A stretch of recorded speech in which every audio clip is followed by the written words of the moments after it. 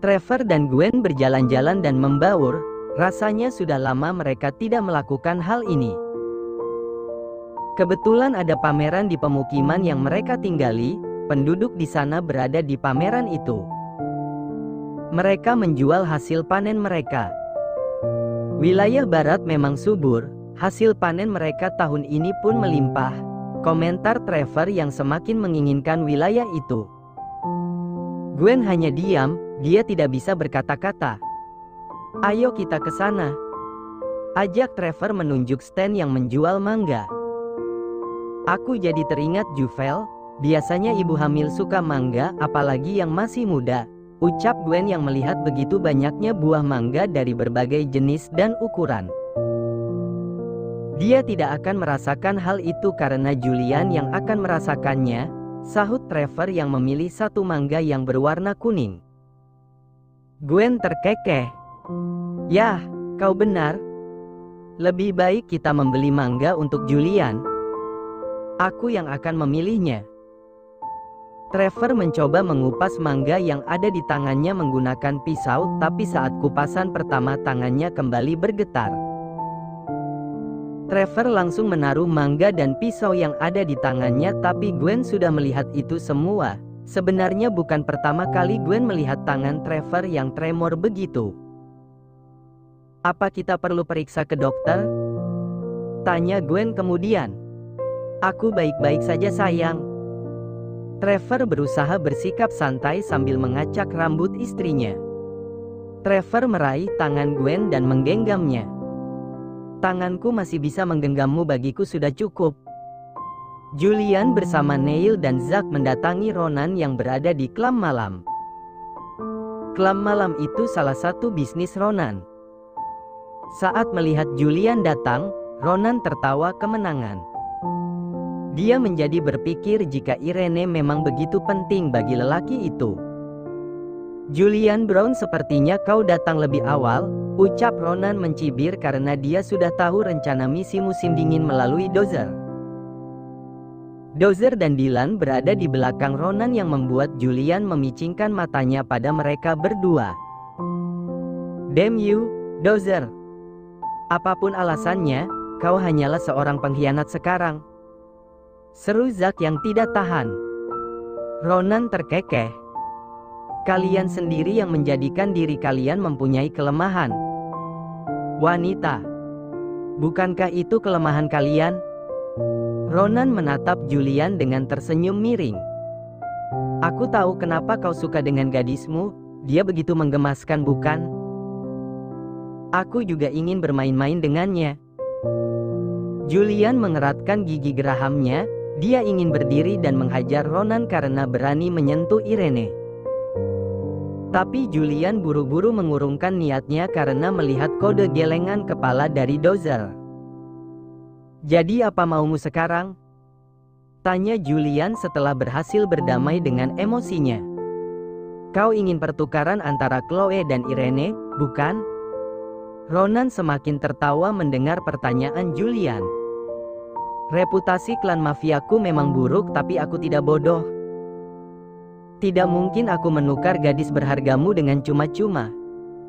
Kalau aku meminta wilayah kekuasaan Black Mamba, apa kau akan memberikannya? Pertanyaan yang membuat Julian mengepalkan kedua tangannya.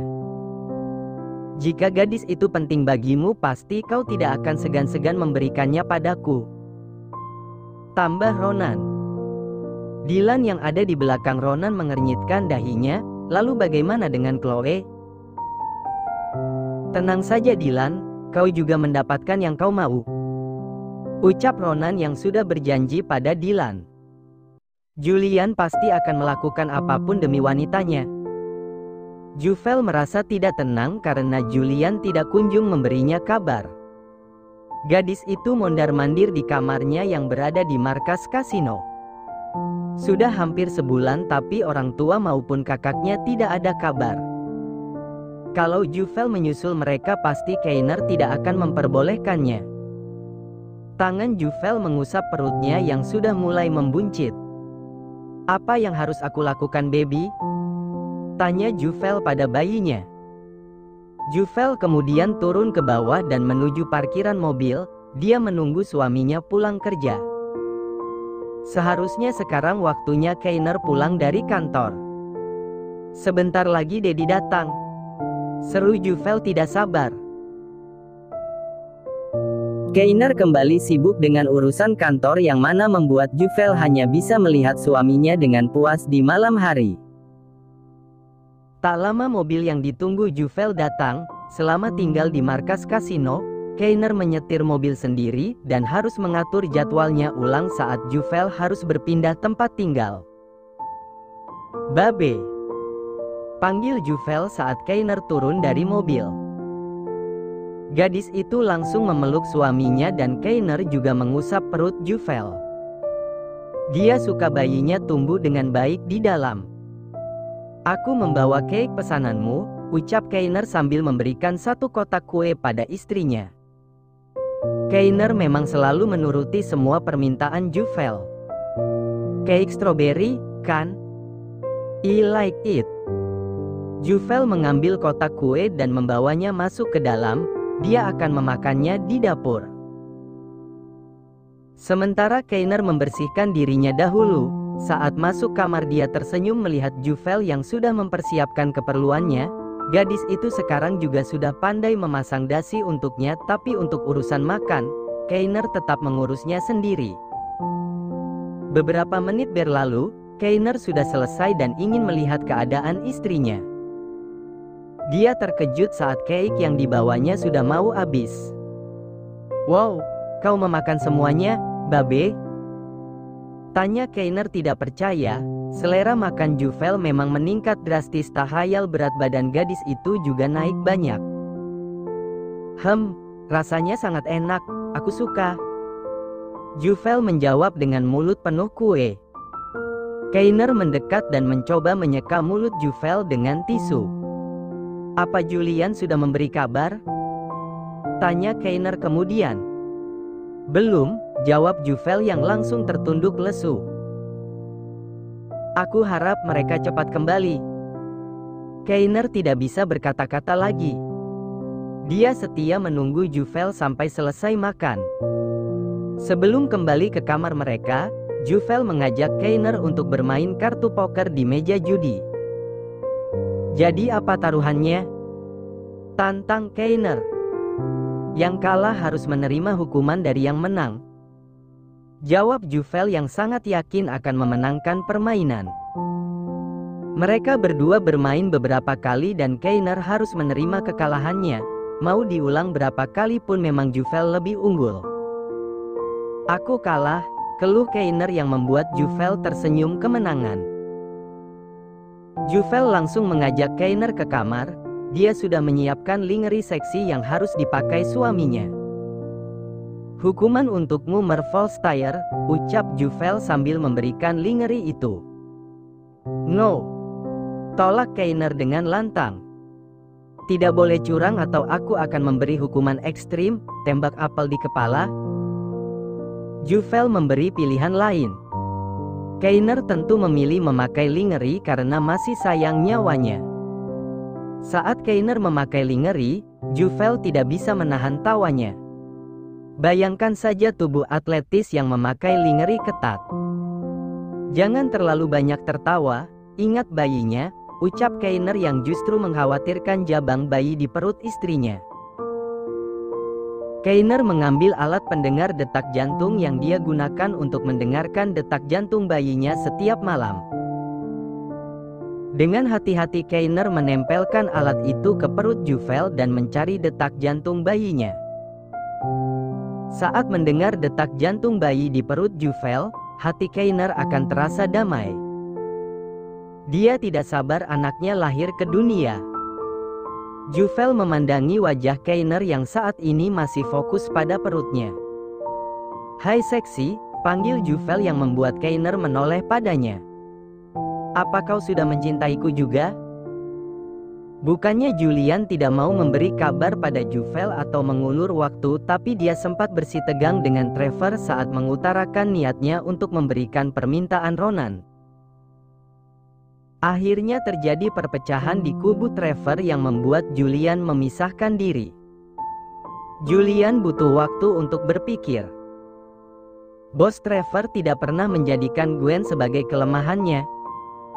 Ucap Neil yang mendatangi Julian karena ingin mendamaikan lelaki itu dengan ayahnya. Itu karena Mommy bisa melindungi dirinya sendiri sementara Irene. Julian masih kukuh dengan pikirannya sendiri. Semakin kau seperti ini, Ronan akan semakin menyukainya. Dia tahu tidak bisa mengalahkan kubu kita, maka dari itu dia ingin memecah kubu Black Mamba. Kalau kau masih keras kepala, kita akan terpecah menjadi 3 kubu. Bos Trevor, Juvel dan kau sendiri, itu akan semakin mempermudah langkah mereka. Neil mencoba membuka jalan pikiran Julian, mereka sudah terlalu banyak membuang waktu karena perselisihan ini. Kau percaya pada Irene, kan? Ingat tujuan awal kita harus menyelamatkan Dozer. Sekarang beban bertambah karena ada Irene. Tambahnya. Julian mengusap wajahnya kasar, sepertinya dia harus mengalah. Baiklah, aku ikuti rencananya, ucap Julian kemudian. Sementara Irene sendiri selalu mendekatkan diri pada Ronan, dia terus bersama lelaki itu akhir-akhir ini dan hubungan mereka menjadi dekat. Ronan selalu bercerita ini itu dan Irene selalu mendengarkan. Bukannya apa, Irene sambil mencari kunci akses markas yang Dozer incar. Dan Irene akhirnya berhasil menemukan kunci itu. Ada brankas rahasia di kamar Ronan. Irene hanya perlu kata sandinya. Malam ini, Irene memberanikan diri untuk mencari kata sandi itu. Masuk, seru Ronan saat Irene mengetuk pintu kamarnya. Irene masuk yang membuat Ronan membulatkan matanya. Bagaimana? Tanya Irene sambil memutar badannya. Dia memakai baju Shanghai dengan belahan baju di atas paha. Rambut panjang Irene dikuncir 2 yang membuatnya wajahnya semakin imut tapi seksi. Ada apa ini? Tanya Ronan balik, dia mengulurkan satu tangannya.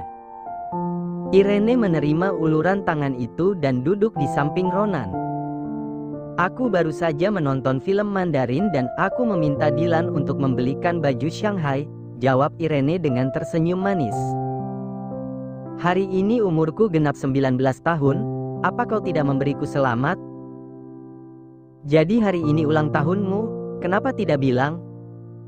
Ronan mengacak rambut Irene. Mau hadiah apa?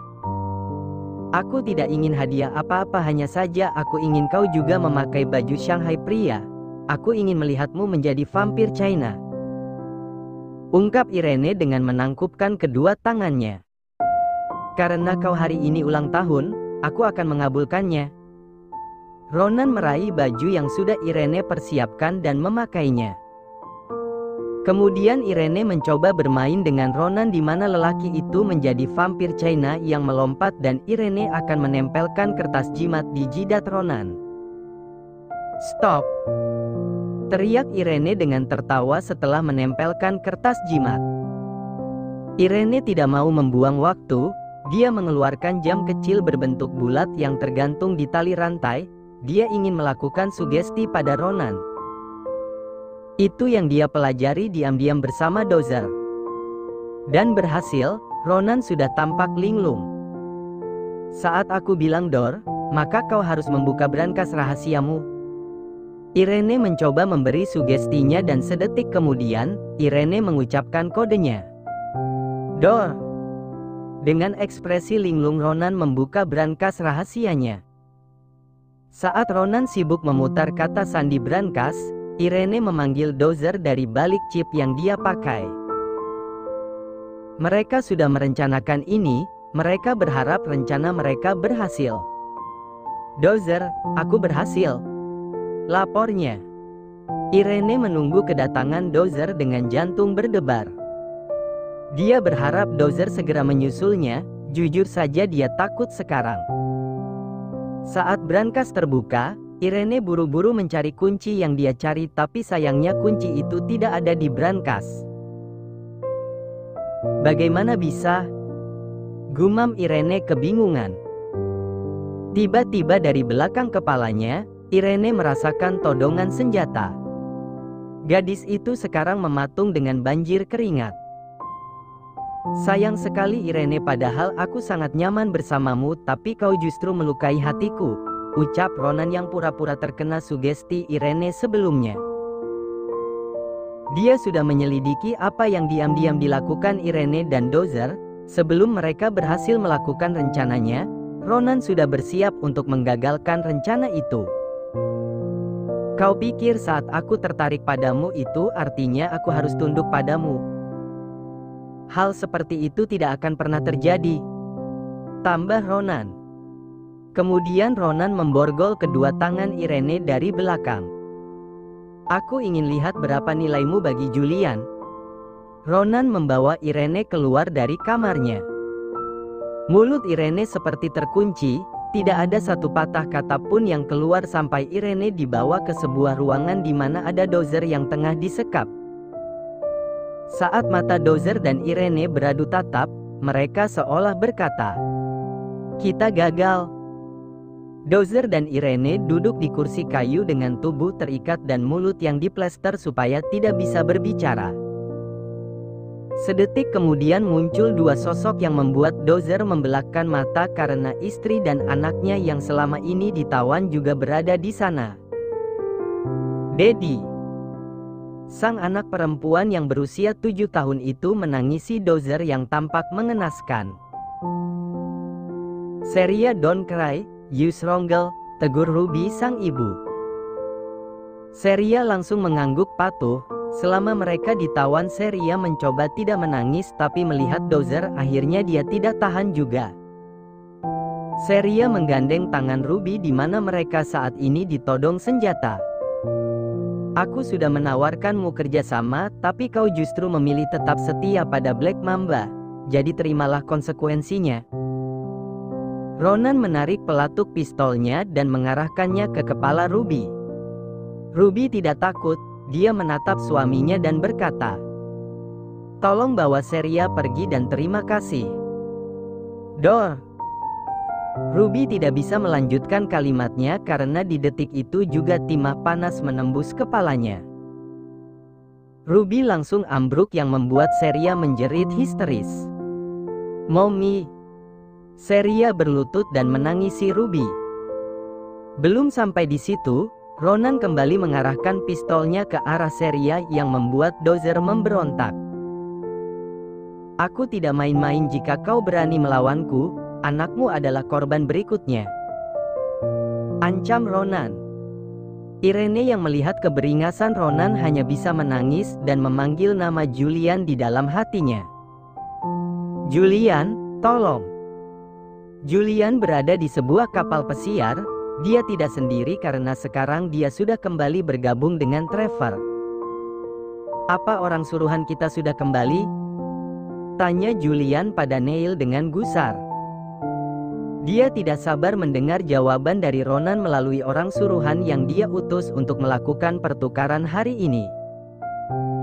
Belum sempat menjawab, Neil mendapat kabar dari orang suruhan itu bahwasanya Ronan datang dengan beberapa helikopter. "Kita harus bersiap-siap," Neil memberi instruksi. Trevor yang mendengar itu menatap ke arah Julian. "Jangan membuat klan kita tampak lemah.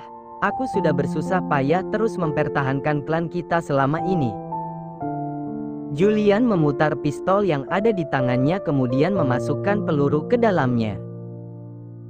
"Akan aku pastikan The Green Hornet akan tumbang hari ini," ucap Julian tampak meyakinkan.